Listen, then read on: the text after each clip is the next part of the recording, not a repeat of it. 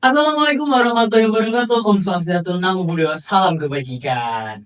Oke, selamat datang kembali di podcast kali ini di mana namanya adalah Ngobrol Raya. Ngobrol-ngobrol Raya.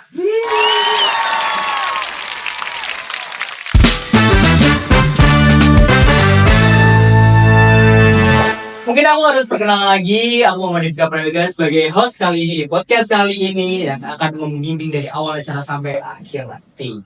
Oke, nggak usah berlama-lama karena kita udah pernah kenalan. Oke, kita ada satu tamu kandidat. Ya, nomor berapa Pak kalau boleh tahu? Nomor 3. Nomor 3. Oke, mungkin boleh perkenalan langsung buat Mbak Eta. Monggo. Halo teman-teman, perkenalkan nama saya Irba Etami Bamar. Namun sering dipanggil dengan Eta kalau nggak Irba. Saya sendiri asalnya dari Sumatera Selatan, lebih tepatnya di Palembang. Dan saya berdomisili di Yogyakarta untuk sekarang karena saya berkuliah. Nah, untuk asal departemen saya itu dari SDM dan saya itu kandidat nomor 3. Oke, salam kenal buat Mbak Eta. Oke, mungkin cukup buat perkenalan kali ini sama Mbak Eta. Kita bakal langsung masuk aja ke segmen kedua, yaitu ada beberapa pertanyaan titipan dari panitia lainnya.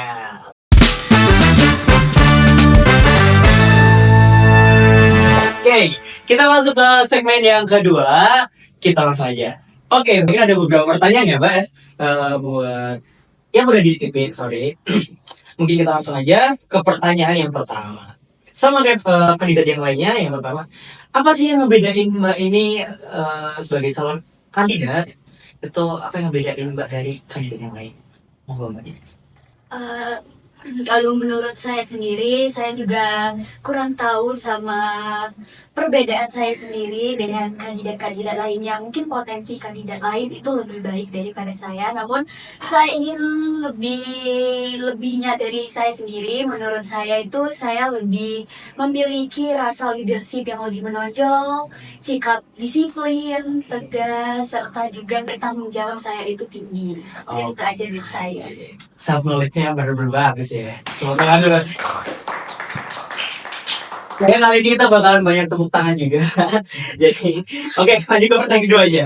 Pertanyaan kedua, Mbak Eta ini kan udah satu periode nih jadi anggota tetap sebagai anggota tetap di HMM. Nah, kalau dari pandangan Mbak ini ada nggak sih kayak kekurangan sistem atau mungkin ada kekurangan budaya selama Mbak menjabat sebagai anggota tetap di HMM periode sebelumnya?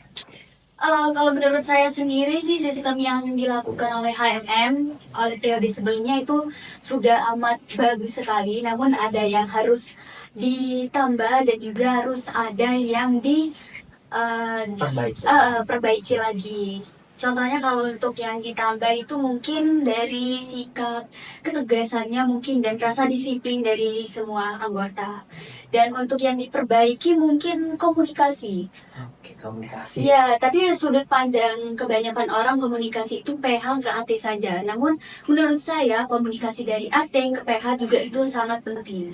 Karena kan kita sebagai orang baru yang masuk juga harus berinteraksi dengan anggota lama, tuh pendekatannya harus ada juga ya. Bukan hanya yang lama ke baru, tapi yang baru juga ke lama juga harus ada. Oke, berarti dua arah ya Mbak Iya. ya. Mungkin emang komunikasi itu emang harus dikonseling lagi ya. Iya, komunikasi yang baik kan memang dari dua arah. Asik. Oke, thank you.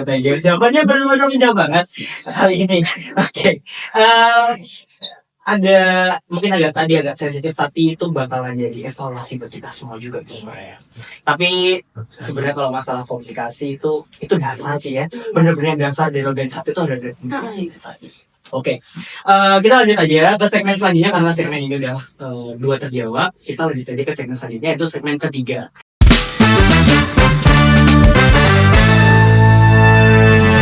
Untuk segmen ketiga, ini nanti kita bakalan ada pertanyaan-pertanyaan dan pertanyaan itu ditentuin sama nomor dadu ini yang bakalan dikocok oleh Mbak Irba, sorry, Mbak Eta. Mungkin langsung aja kita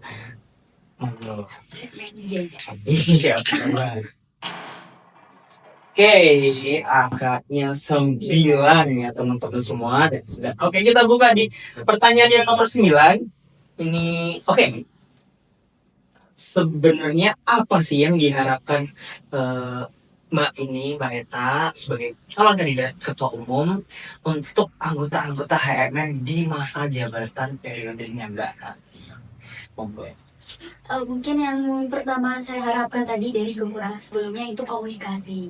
Saya harap komunikasi dari nantinya jika saya terpilih menjadi ketua, komunikasi dulu yang di awal untuk diperbaiki terlebih dahulu.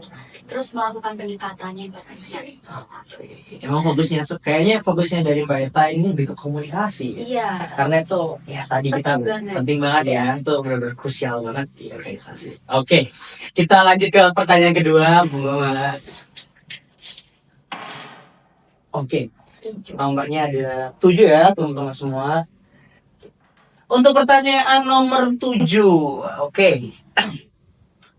Kita harus bersaing dengan proker yang lebih berkualitas dengan UKM atau hima yang lain. Oke, kita mungkin setuju ya sama sekali gitu ya.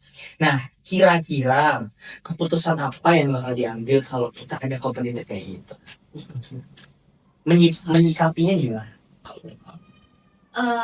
Menyikapinya yang pasti itu harus mengikuti semuanya itu. Jadi kita juga harus memiliki proker yang lebih dari yang lainnya gitu, seperti melakukan kolaborasi yang paling penting itu. Ya yang pasti itu kolaborasi sama prodi dulu, karena kolaborasi sama prodi itu biasanya itu sangat relevan. Dari jurusan kita juga relevan kan kalau dari prodi.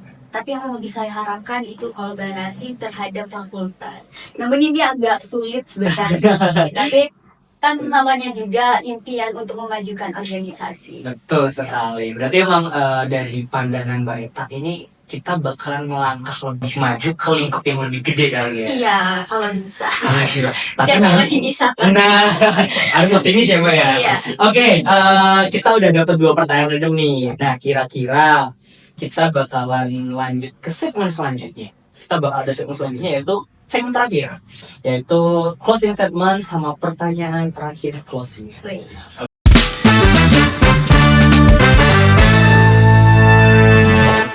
kita lanjut ke closingan dari podcast kali ini. Ya, mungkin kita lanjut aja ke segmen selanjutnya yang terakhir.